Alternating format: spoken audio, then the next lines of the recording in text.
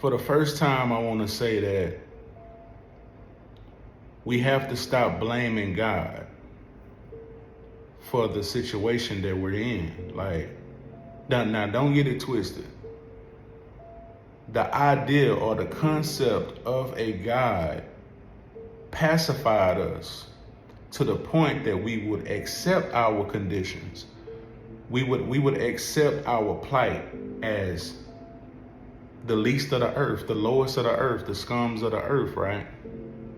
So God made the idea, the concept of God made it possible for us to accept that we deserve what we get. We deserve it. We deserve to be cursed. We deserve to be broke. We deserve to be nothing. You know what I'm saying? We deserve to be sinners and wicked and evil. And once you accept that, now it makes the idea that you need a God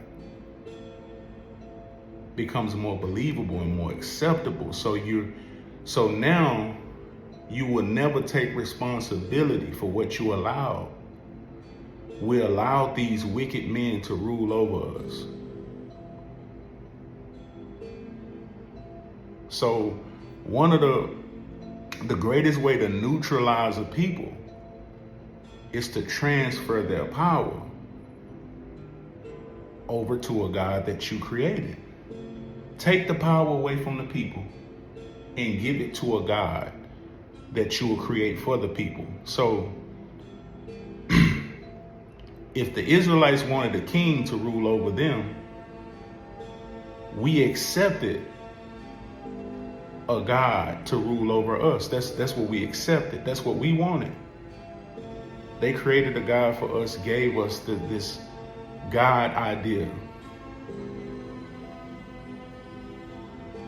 So if we give them a God,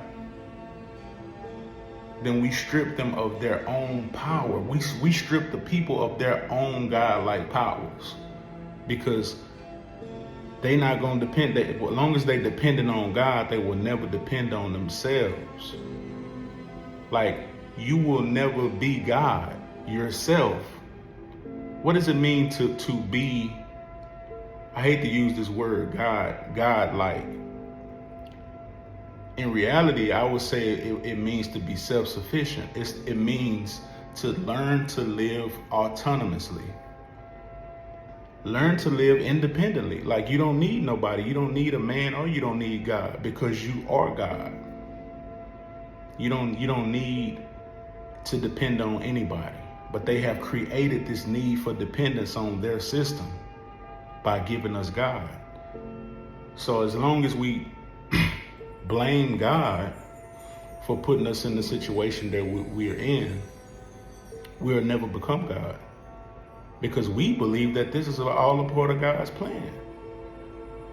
First, you can't blame nobody that you cannot blame somebody that you cannot prove exists. In order to blame a person or an entity, first you will have to prove that this person or entity actually exists.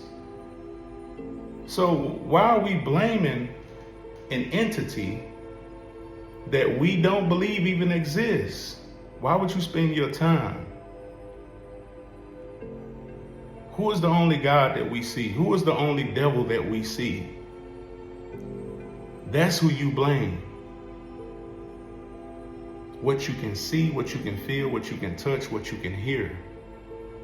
That's the blame. You got to take accountability. So giving us a God, them creating a God for us, it pacified us and it neutralized us to the point to where we don't have to take accountability to do anything for our situation, to better our situation. Why?